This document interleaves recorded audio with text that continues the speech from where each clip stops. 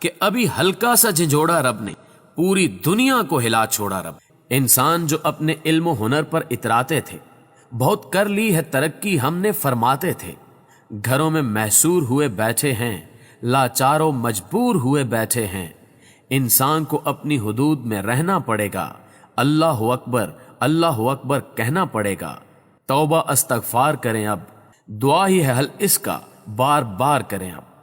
اور ہمیں اس بات پر کروڑوں شکر ادا کرنے چاہیے کہ اللہ تعالیٰ نے ہمیں نہ صرف مسلمان پیدا کیا بلکہ اپنے محبوب ہمارے پیارے نبی حضرت محمد صلی اللہ علیہ وآلہ وسلم کا امتی بھی بنایا، جو بلا شبہ ایک بڑے اعزاز کی بات ہے۔ اسلام نے قرآن اور سنت کے ذریعے جو تعلیمات ہم تک پہنچائی ہیں وہ زمان و مکان کی قید سے آزاد ہے۔ ہم یہ بات کہنے میں حق بجانب ہیں کہ اسلام دنیا کا وہ خوبصورت مذہب ہے جو عبادات سے لے کر طہارت تک، معاشرت سے لے کر معیشت تک، گھر سے لے کر کاروبار تک اور امن سے لے کر دفاع تک ہر چیز میں ہماری رہنمائی کرتا ہے۔ دنیا بھر کے سائنسدان ایڑی چوٹی کا زور لگا کر جب کسی نتیجے پر پہنچتے ہیں تو وہاں پہلے سے ہی ان کی رہنمائی کے لیے سنت نبوی صلی اللہ علیہ وآلہ وسلم موجود ہوتی ہے۔ خدا جب بھی کسی آزمائش میں مبتلا کرتا ہے تو اسلام کی کوئی نہ کوئی خوبصورتی اپنا معجزہ لیے ان کے سامنے کھڑی ہوتی ہے، پھر چاہے وہ آسٹریلیا کے جنگلات میں لگی آگ ہو یا پھر دنیا میں پھوٹنے والی حالیہ وبا ہو۔ دوستو، گزشتہ دنوں ایک انٹرنیشنل میگزین نیوز ویک کے اندر ایک آرٹیکل شائع ہوا جس نے دنیا بھر میں دھوم مچا دی، جسے دیکھ کر غیر مسلم بھی اسلامی تعلیمات سے متاثر ہو کر کلمہ پڑھ رہے ہیں۔ اسے لکھنے والے ایک غیر مسلم سوشالوجسٹ ہیں جن کا نام ڈاکٹر کریج کونسنٹائن ہے۔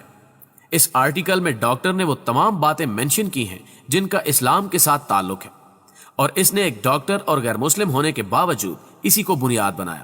اور احادیث کو بنیاد بنا کر اس بیماری سے بچنے کے طریقے بتائے، اور مسلمانوں کو دعوت فکر دی کہ جس حل کے لیے تم مارے مارے پھر رہے ہو اس کا حل سنت نبوی میں ہے۔ سب سے پہلے ایک حدیث کا حوالہ دیتے ہوئے لکھتے ہیں کہ حضور اکرم صلی اللہ علیہ وآلہ وسلم نے ارشاد فرمایا کہ اگر تمہیں پتہ چلے کہ کسی علاقے میں وبا پھوٹ پڑی ہے تو تم میں سے کوئی شخص وہ علاقہ نہ چھوڑے اور نہ ہی کوئی دوسرا شخص اس علاقے میں داخل ہو، اور بیمار اور صحت مند کو علیحدہ کر دو۔ اور آج سائنس اسی طریقے کو اختیار کرنے پر زور دے رہی ہے، لیکن یہاں سعودی عرب نے پہلے لوگوں کو ملک بدر کیا، پھر ایران نے بھی زائرین کو زبردستی پاکستان میں دھکیل دیا اور نتیجتاً یہاں بھی وبا پھوٹ پڑی۔ لیکن اگر پوری دنیا کے لوگ اس حدیث پر عمل کرتے تو یقیناً یہ وبا اب تک مکمل طور پر گرفت میں آ چکی ہوتی۔ اور آگے چل کر اس آرٹیکل میں اس ڈاکٹر نے لکھا کہ صفائی نصف ایمان ہے اور کھانا کھانے سے پہلے اور بعد میں ہاتھ لازمی دھوئیں، اور آج یہاں سائنس اسی بات پر زور دے رہی ہے، اور عالمی ادارہ صحت چیخ چیخ کر کہہ رہا ہے کہ سینیٹائزر استعمال کرو اور ہاتھوں کو 20 سیکنڈ تک لازمی دھو۔ اور آگے چل کر لکھا کہ آپ صلی اللہ علیہ وآلہ وسلم نے فرمایا کہ اللہ تعالیٰ نے کوئی بیماری ایسی پیدا نہیں کی جس کا علاج ممکن نہ ہو، البتہ اس کی دریافت میں دیر ہو سکتی ہے۔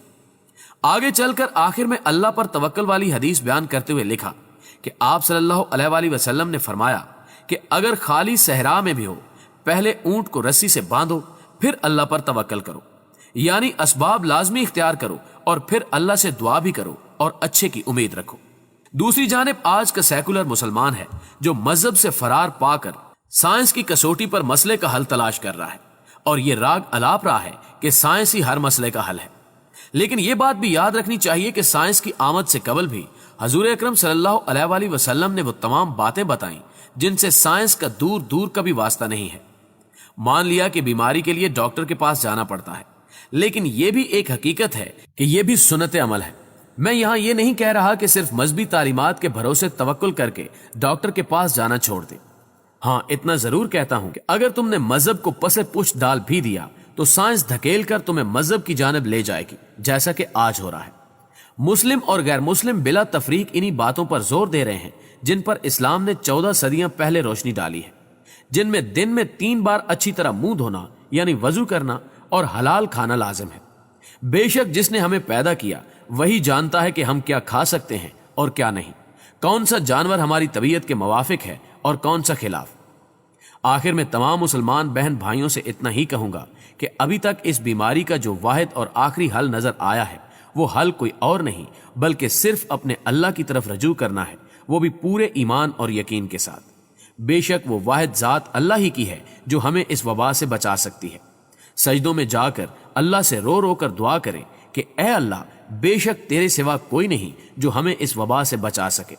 ہمیں وبا سے بھی بچا اور امت مسلمہ کو اس آزمائش میں کامیاب کر جیسے تو اپنی رحمتوں سے پہلے کرتا آیا ہے۔